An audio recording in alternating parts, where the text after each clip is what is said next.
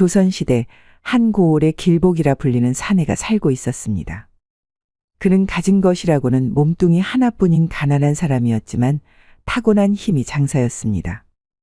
그리고 싸움 하나는 이 고을에서 누구도 따라올 자가 없을 만큼 뛰어났습니다. 하지만 무엇보다 길복을 특별하게 만든 것은 마음속 깊이 새겨진 의로움이었습니다. 억울한 일을 당한 이가 있거나 약한 자를 괴롭히는 일을 보면 길복은 결코 외면하지 않았습니다. 자신이 다치고 얻어맞더라도 끝끝내 정의를 실현하고자 한 사람이었죠. 그런 길복에게는 연하라 불리는 아내가 있었습니다. 연하는 마음씨 곱고 서방을 잘 따르는 좋은 부인이었습니다. 연하는 고운 얼굴에 자태가 단아하고 기품이 있어 고을 사람이라면 누구나 한 번쯤은 돌아보게 만드는 미인이었습니다. 그녀의 빼어난 외모와 몸매는 남정네들의 눈을 자극하기에 충분하였죠. 고을의 사내들은 그녀가 장터에 나오면 하고 있던 일을 멈추고 고개를 돌렸습니다. 어떤 사내는 연하가 마시는 물동이에 물을 몰래 훔쳐가기도 하였습니다. 연하의 자태를 그리며 밤마다 꿈을 꾸는 이들도 있었죠. 그러나 누구도 감히 다가설 수는 없었습니다. 길복이라는 두려운 존재가 그림자처럼 연하를 지키고 있었기 때문이죠. 길복과 연하는 비록 가진 것은 없었지만 매일같이 서로를 도우며 살아가고 있었습니다. 아침이면 길복은 집 앞에 작은 밭을 일구었고 연하는 품팔이 일을 찾아 마을을 돌며 걸음을 옮겼습니다. 그러나 그러한 노력이 쌓여도 형편은 나아지지 않았습니다. 되려 집 안에는 쌀독이 비어가고 옷가지마저 닳아가고 있었습니다. 한겨울에는 입을 옷이 부족했습니다. 연하의 손가락 끝이 터져 피가 맺힐 만큼 추웠고 길복은 가죽도 아닌 천조각을 엮어 발을 싸매고서야 겨우 밖을 나설 수 있었죠. 그렇게 추운 날 밤이면 둘은 서로의 손을 잡고 조용히 속삭이곤 하였습니다. 이 추운 겨울도 곧 지나갈 것이다. 반드시 내가 너의 손이 다시는 얼지 않도록 할 것이야. 길복의 말에 연하는 고개를 끄덕이며 말하였습니다. 서방님이 있어 아무리 혹독한 추위여도 모두 견뎌낼 수 있사옵니다. 소첩은 지금도 마음이 따뜻하옵니다. 그 무렵 연하의 미모에 대한 이야기는 점점 고을 안에서 번져나가기 시작하였습니다. 마침내 그 소문은 고을 수령인 치만의 귀에도 들어갔습니다. 치만은 성격이 나쁘고 탐욕스러운 사람이었습니다. 그는 백성들의 재물을 빼앗고 사치와 여색을 즐기는 자였습니다. 그런 그에게 연하라는 여인의 미모는 단순한 구경거리가 아니라 반드시 소유해야 할 물건처럼 여겨졌습니다. 그래도 고운 여인이라고 하였느냐? 그 길복이라는 놈은 대체 무슨 수로 그런 여인을 얻었단 말이냐? 사내로서의 체면이 서지 않느니라. 그는 손에 들고 있던 부채를 내려놓으며 한참을 생각에 잠겼고 곧 그 얼굴에는 탐욕스러운 웃음이 떠올랐습니다. 며칠 뒤 치마는 야밤에 사람들을 불러 모았습니다. 그 무리들은 본래 관아의 심부름을 맡던 자들이었으나 치만의 사적인 일에도 거침없이 쓰이는 이들이었습니다. 치마는 낮은 목소리로 말하였습니다. 이 일을 그르치면 너희 목이 달아날 줄 알아라. 조용히 아무 흔적을 남기지 말고 그 여인을 데려오도록 하라. 그날 밤 길복과 연하는 추위를 피해 불을 피워놓고 잠을 자고 있었습니다. 불빛이 희미하게 남아있는 그 밤중 관가의 부하들이 조심스럽게 담을 넘고 소리 없이 집 안으로 들어갔습니다. 그들은 미리 풀어둔 끈과 이불을 들고 안으로 들어섰습니다. 연하는 깊은 잠에 빠져 있었고 길복 또한 피로에 지쳐 움직이지 않았습니다. 부하들은 숨소리조차 죽인 채로 연하를 조심스럽게 이불로 감싸들어서 꽁꽁 묶었습니다. 그 후에 연하를 들쳐업고 재빠르게 방을 나갔습니다. 길복이 그 기척을 느낄 새도 없이 연하는 납치되고 말았습니다. 그렇게 연하는 깊은 밤중에 자신의 의지와는 상관없이 이불에 쌓인 채 관아로 끌려가고 말았던 것입니다. 연하는 정신을 차렸을 때 낯선 방 안에 홀로 누워 있었습니다. 방 안은 화려하게 꾸며져 있었습니다. 벽에는 비단 병풍이 펼쳐져 있었으며 탁자 위에는 향냄새가 은은하게 피어오르고 있었습니다. 그녀는 낯선 분위기에 경계하며 몸을 일으켰고 잠시 뒤 문이 열리며 치만이 조용히 들어섰습니다. 치마는 부드러운 표정을 지었으나 눈빛은 묘하게 들떠 있었습니다. 그는 연화 앞에 음식을 내놓게 하였습니다. 그리고 곧 뒤따라 들인 상자 안에는 붉은 비단 위에 올려진 옥귀골이며 금팔찌 같은 값비싼 보석들이 드러났습니다. 치마는 연화를 바라보며 말하였습니다. 이 모든 것은 그대를 위한 것이요. 고생은 이제 그만하고 이곳에서 편히 지내시오. 연화는 보석들을 바라보며 한동안 말이 없었습니다. 거절하지도 않았고 탐내지도 않았지만 그녀의 눈빛이 조금씩 흔들리기 시작하는 듯 하였습니다. 그녀는 끝내 아무 말 없이 고개를 숙였고 손끝으로 옷자락을 매만졌습니다. 치마는 그 눈빛을 놓치지 않았습니다. 그는 천천히 연화 쪽으로 다가와 자리에 앉았고 방 안의 공기는 점점 무거워졌습니다. 치마는 마침내 본심을 꺼내듯 입을 열었습니다. 나에게 오시오. 그러면 이 모든 것들이 당신 것이 될 것이오. 그대도 이제는 편하고 즐거운 삶이 무엇인지도 알아야 할 것이 아니오. 그 말은 치마 나름대로의 달콤한 회유였습니다. 이 말을 들은 연하는 입술을 꾹 다물고 손을 모은 채 자리를 지켰습니다. 연하는 말하였습니다. 소인은 이미 지아비가 있는 몸, 나으리의 요구는 절대로 들어드릴 수 없사옵니다. 치마는 그녀의 반응에 잠시 미묘한 미소를 지었다가 자리에서 일어났습니다. 문이 닫히고 나서야 연하는 조용히 숨을 내쉬며 손끝을 가만히 떨었습니다. 한편 연하를 애타게 찾던 길복은 사람들의 입에서 들려오는 수군거림의 걸음을 멈추었습니다. 관아에서 연하를 보았다는 말을 들은 것이었습니다. 길복은 그대로 들고 있던 멍석을 내던지고는 관아를 향해 달려갔습니다. 관아 앞에 이르자 길복은 문 앞을 지키던 관리들을 밀쳐내고 안으로 들이닥쳤습니다. 치만이 연하와 무슨 짓을 벌이고 있을지 상상만 해도 숨이 막혀왔던 것이죠. 치만 앞에 선 길복은 한치의 망설임도 없이 외쳤습니다. 내 철을 내놓으시오. 남의 여인을 납치해다가 이리 가둬놓는 것이 수령해야 할 짓이오? 치마는 의자에 몸을 기댄 채 손가락 하나로 하인을 불렀습니다. 곧 길복 앞에 비싼 은덩이와 비단꾸러미가 쌓이기 시작하였습니다. 치마는 태연한 얼굴로 길복을 내려다보며 말하였습니다. 길복이라 했던가? 이 재물을 받고 너의 부인을 나에게 팔거라. 그러면 너도 그 계집도 평생 편안하게 살 수 있을 것이니라. 이참에 새 장가를 드는 것도 나쁘지 않을 것 같구나. 길복은 그 말을 듣자마자 두 눈이 붉어졌고 눈앞에 놓인 비단 보따리를 번쩍 들어 그대로 땅에 패대기 쳤습니다. 은덩이와 보석은 사방으로 흩어져 버렸습니다.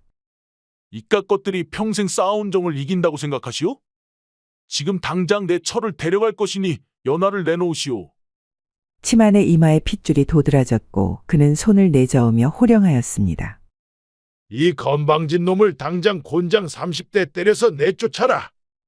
곧 하인들이 달려들었고 길복은 팔을 붙잡힌 채 눕혀졌습니다.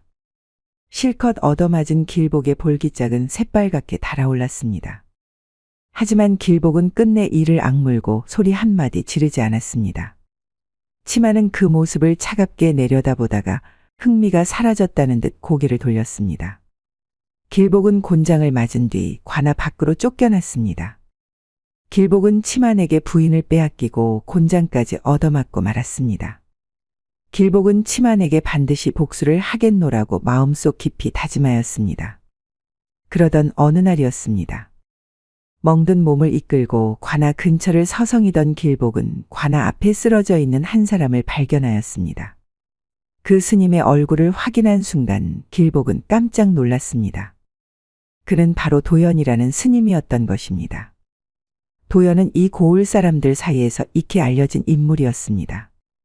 그는 단지 인품만 좋은 것이 아니라 신통한 능력까지 가지고 있었습니다.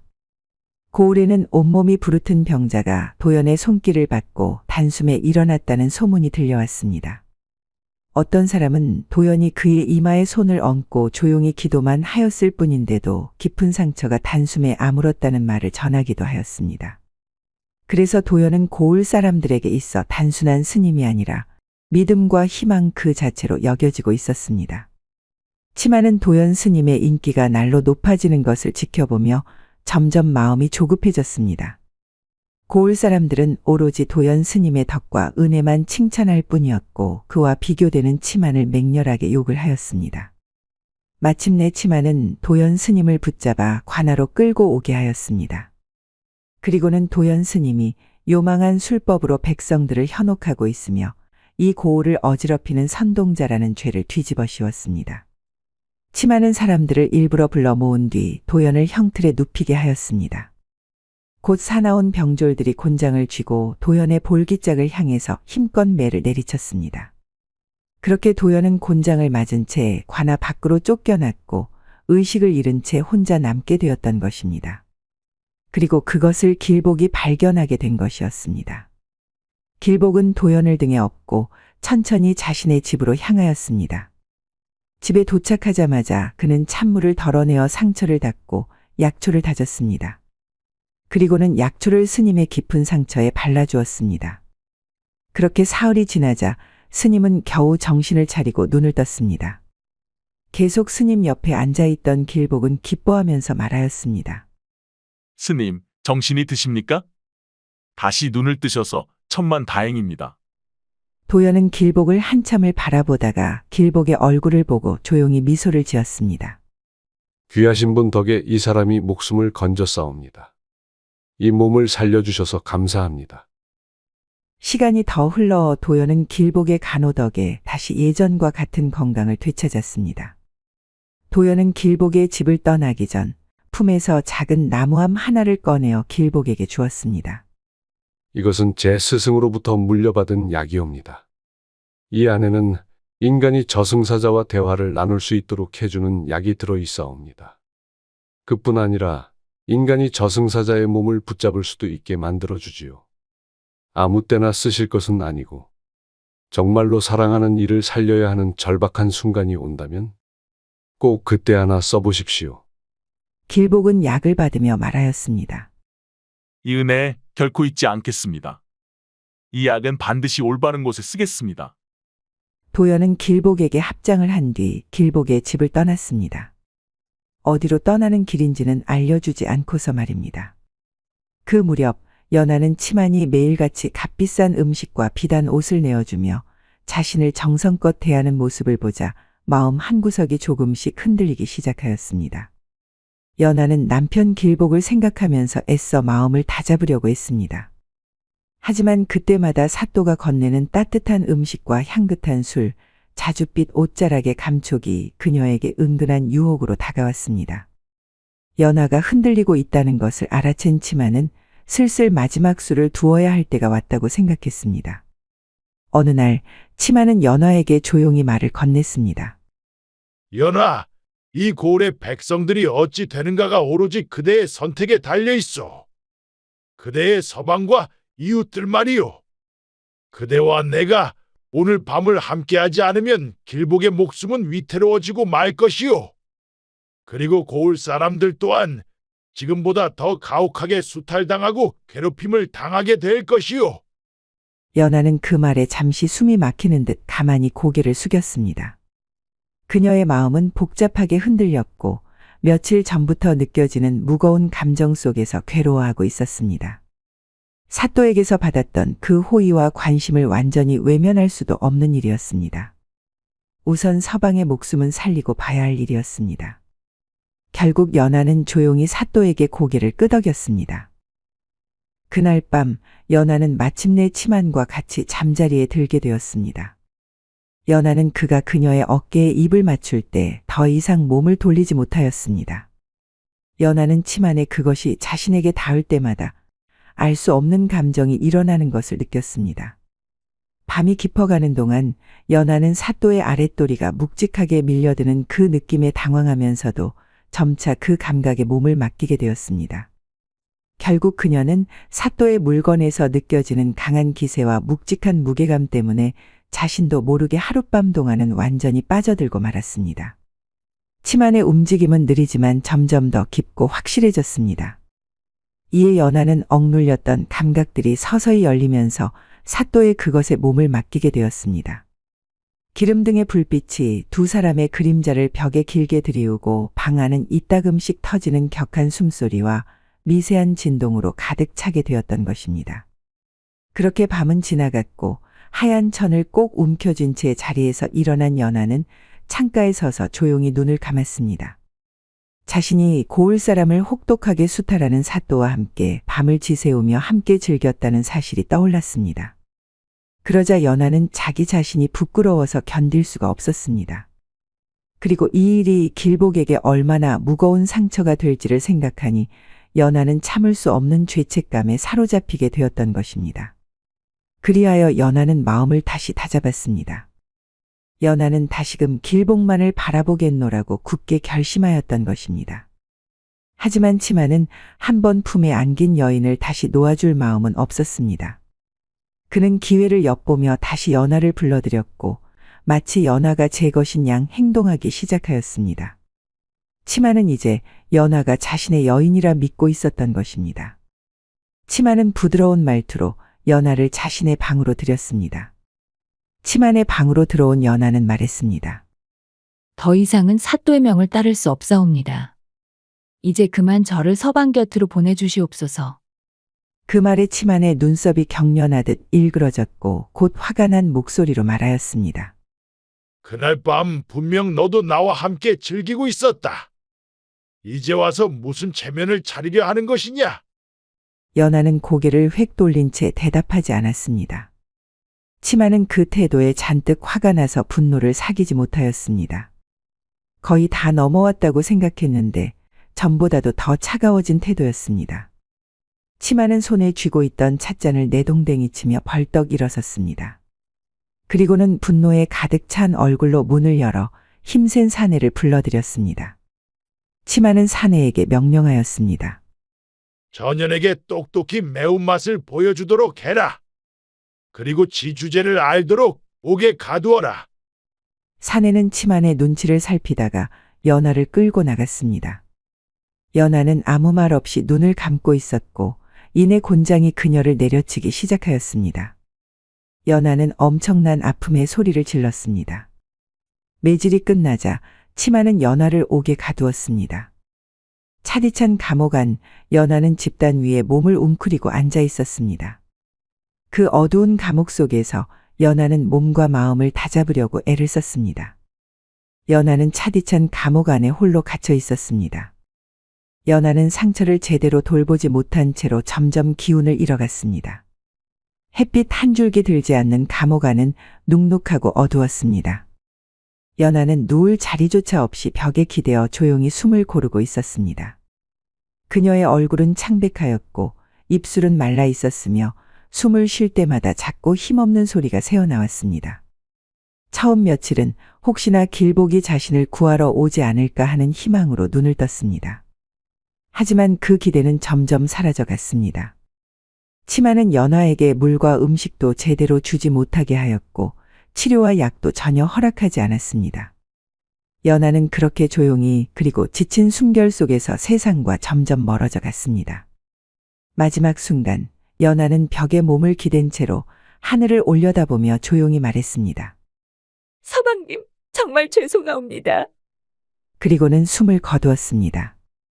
감옥 안은 더욱 고요해졌고 그곳에는 깊은 정적만이 감돌았습니다. 그렇게 연하는 고요히 눈을 감게 되었던 것이죠.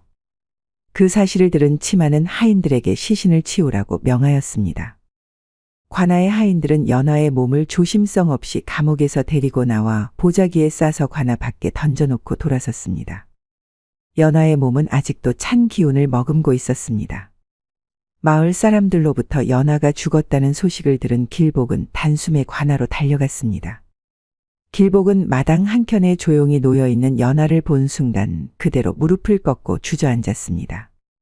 길복은 말없이 다가가 연하의 몸을 부드럽게 안아 올렸고 차갑게 식은 얼굴을 바라보며 입술을 깨물었습니다. 길복의 눈가에는 눈물이 흘렀고 두 손은 미세하게 떨렸습니다. 길복은 연하의 얼굴을 가슴에 꼭 끌어안고 참아왔던 눈물을 터뜨리며 울음을 쏟아내었습니다. 연하를 데리고 집에 돌아온 길복은 품에 안은 연하의 얼굴을 가만히 들여다보았습니다. 마치 잠든 사람처럼 평온한 표정이었지만 그 고요함이 오히려 길복의 가슴을 더욱 아프게 하였습니다. 그는 조심스레 연화의 머리카락을 쓸어넘기며 중얼거렸습니다. 연화야, 제발 다시 눈을 뜨거라. 나는 너 없이는 더 살 수가 없단 말이다. 그러다 문득 길복은 오래전에 도연 스님이 건네주었던 약이 떠올랐습니다. 사람과 저승사자가 직접 마주하게 해주며 죽은 사람을 살릴 수도 있다던 그 신비한 약 말입니다. 그제야 길복은 자신에게 아직 마지막 기회가 남아있다는 것을 깨달았습니다. 길복은 품 안에서 작은 나무 상자를 꺼내었습니다.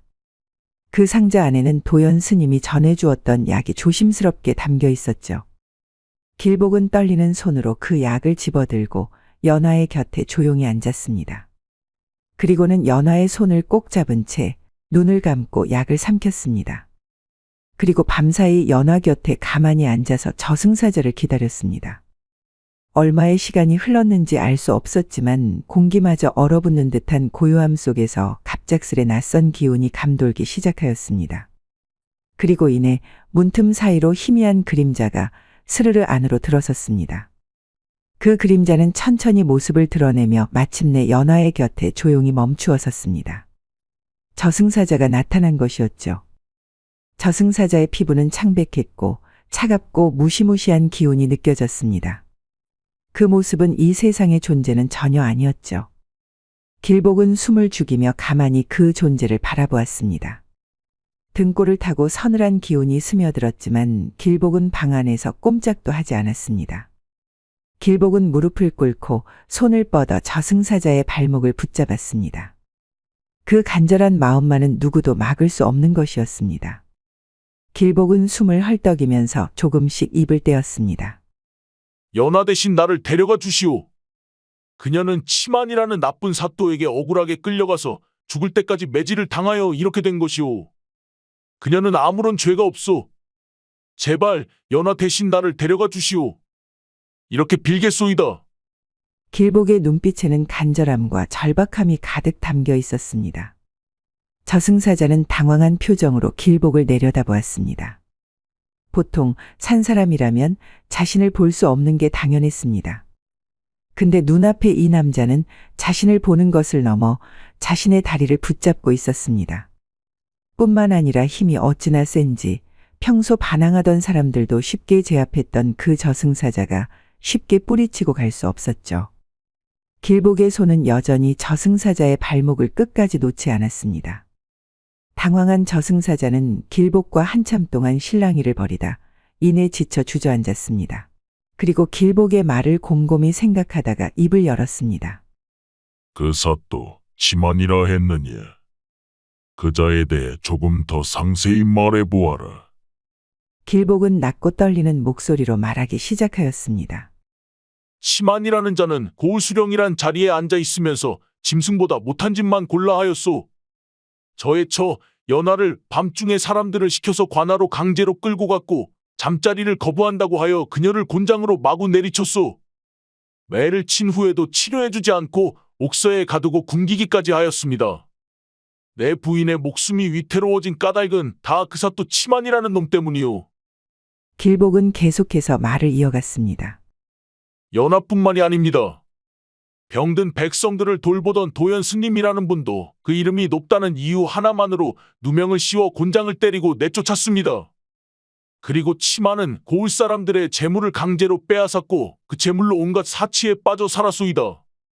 그자는 사람들을 괴롭히고 목숨을 빼앗는데 아무런 거리낌이 없는 자입니다. 저승사자는 길복의 말을 들은 뒤에도 한동안 아무 말 없이 있었습니다. 그러다 마침내 입을 열었습니다. 유독 이 고을에 자주 와야 하는 이유가 무엇인가 싶었는데 그 원인을 드디어 찾게 되었구나.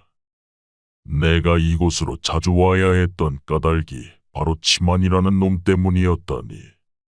저승사자는 길복을 한 번 더 내려다보았습니다.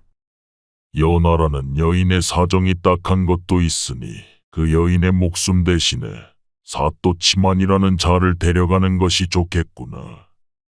사또 놈을 데려가면 이 고을에서 저승 가는 사람들이 줄어들 터이니 내일도 줄어들 것이고. 길복은 그 말을 듣는 순간 자기도 모르게 다시 땅을 짚고 일어나서 울먹이며 말하였습니다. 정말이시옵니까? 연하가 사는 것이옵니까? 고맙소이다. 정말 고맙소. 저승사자는 그 자리에 가만히 서 있다가 곧 조용히 허공 속으로 걸음을 옮겼습니다.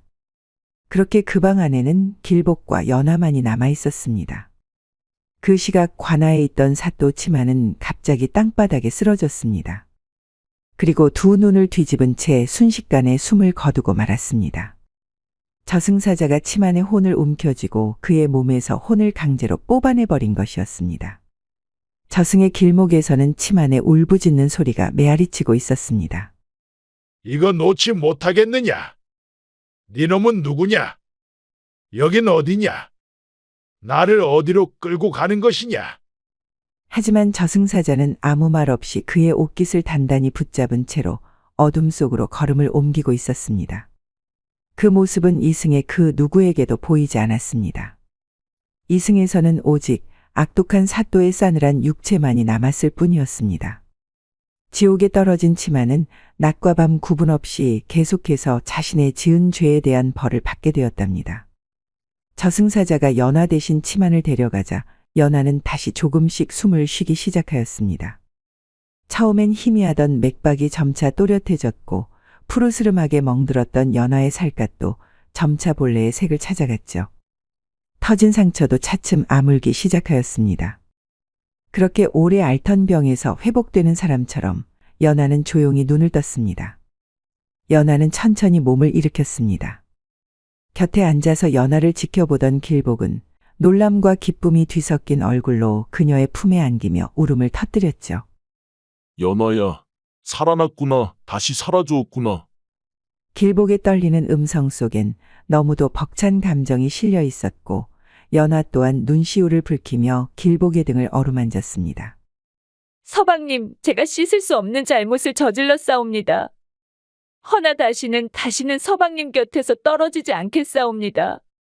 그녀의 말은 흐느낌 속에 섞여 있었지만 그 속엔 더없이 단단한 다짐이 깃들어 있었습니다. 연하의 말을 들은 길복은 연하의 두 손을 꼭 잡으며 조용히 말하였습니다. 그래, 나도다. 다시는 너를 놓치지 않겠다. 이 목숨이 닿을 때까지 함께하자꾸나. 그렇게 두 사람은 서로를 부둥켜 안은 채 오랫동안 울었답니다. 이제는 모든 고통이 지나가고 두 사람의 가슴엔 다시 함께 살아갈 수 있다는 안도감이 찾아오고 있었습니다. 다시 숨을 되찾은 연하는 아주 중요한 일에 대해서 떠올렸습니다. 치만이 연하를 꼬드길 때 비단과 금화, 보석들이 가득한 비밀 창고를 보여주며 자신과 혼이 나면 이 모든 것을 주겠다고 말한 적이 있었습니다. 이 일이 생각난 연하는 길복에게 조심스럽게 말하였습니다. 서방님, 사또 치만의 침실 안쪽 벽을 밀면 숨겨진 문이 나올 것이옵니다. 그 안에 온갖 보물이 가득 들어 있사옵니다. 마침 치만이 저승사자에게 끌려간 후로 고을 관아는 한동안 혼란에 빠져 있었습니다. 수령이 갑작스럽게 쓰러져 곧장 숨을 거두었으니 관아 사람들은 이를 두고 하늘이 벌을 내린 것이라 여겼습니다. 그래서 두려움에 떨면서 허겁지겁 도망치기 바빴던 것이죠. 관아의 문은 닫히지 않은 채 활짝 열려 있었고 마당에는 버려진 수레와 잡동사니들만이 어지럽게 널려 있었답니다. 그 틈을 놓치지 않고 길복은 연하의 손을 잡고 관아 안으로 조심스레 들어섰습니다. 연하는 치만의 비밀 창고로 그를 이끌었습니다. 연하의 말대로 벽 안에는 어둡고 비밀스러운 문이 하나 숨겨져 있었습니다. 그 문을 열자 실로 놀라운 광경이 펼쳐졌습니다. 금으로 빚은 술잔에 은으로 만든 두꺼비, 비단 보따리 그리고 여러 토지의 문서들까지 차곡차곡 쌓여 있었습니다. 두 사람은 창고에서 많은 재물들을 꺼내 조심스럽게 수레에 싣고 관아를 빠져나왔습니다. 일부만 챙긴 것이었고 나머지는 그대로 두고 나왔습니다. 비밀 창고의 문은 활짝 열어둔 채로 말이죠. 그로부터 며칠 후 관아를 조사하러 내려온 관리들이 치만이 지은 죄를 낱낱이 파악하였습니다. 그리고 그의 비밀 창고에 쌓여있던 재물까지 모두 꺼냈습니다. 그리고는 치만에게 피해를 입은 고을 사람들을 조사하여 그들에게 골고루 나누어 주었습니다. 비단과 금은보와 토지 문서들은 결국 원래 주인에게 다시 돌아가게 되었습니다. 고을 사람들은 감격에 눈물을 흘렸고 서로 부둥켜 안고 좋아하며 하늘에게 감사 인사를 드렸습니다. 그중 한 노인이 무릎을 꿇고 눈물을 흘리며 말하였습니다. 하늘이 도우신 게 분명합니다. 그 누구도 벌하지 못한 자를 하늘께서 데려가신 겁니다. 잔혹한 사또 치만이 사라지고 나니 이 고을에 다시 볕이 들기 시작하였습니다. 노인의 말대로 그날 이후 고을의 풍경은 조금씩 달라졌습니다. 텅 비었던 쌀독에는 다시 곡식이 쌓였고 막혔던 굴뚝마다 다시 연기가 피어오르기 시작하였습니다. 사내들은 밭을 갈고 여인들은 웃음꽃을 피웠으며 아이들은 맨발로 뛰어놀며 웃음을 터뜨렸습니다. 길복과 연하는 재물을 가득 실은 수레를 끌고 집으로 돌아왔습니다. 수레는 무거워서 흔들렸고 지나가는 이들은 그 속을 들여다보며 입을 다물지 못하였죠. 그리하여 두 사람은 마침내 함께 집으로 돌아왔고 그날 이후로는 달라진 삶이 시작되었답니다.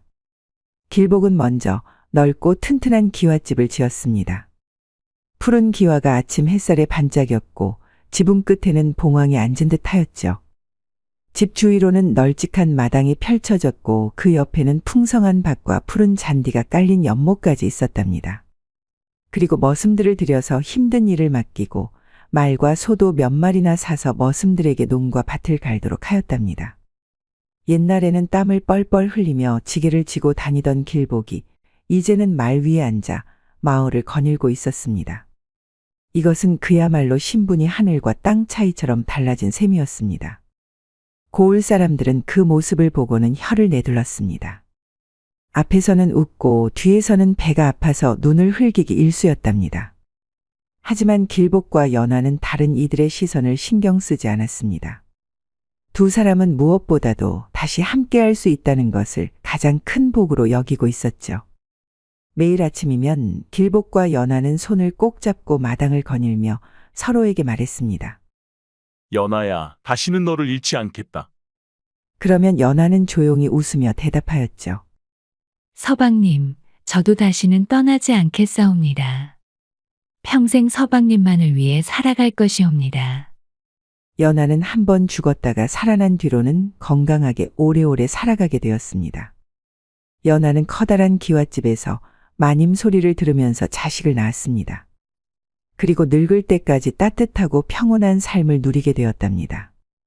길복은 악한 사또 때문에 하마터면 연하를 완전히 잃을 뻔했지만 평소 착한 행실 덕분에 저승사자가 찾아왔어도 부인의 목숨을 구해낼 수 있었습니다. 그 힘든 고난의 길을 길복은 오직 사랑과 의지 하나로 이겨낸 것입니다. 그리고 마지막에는 전보다 더 큰 행복을 얻게 되었습니다. 길복의 이야기는 끝내 부인을 포기하지 않은 한 사내의 의지와 사랑의 증표인 것입니다.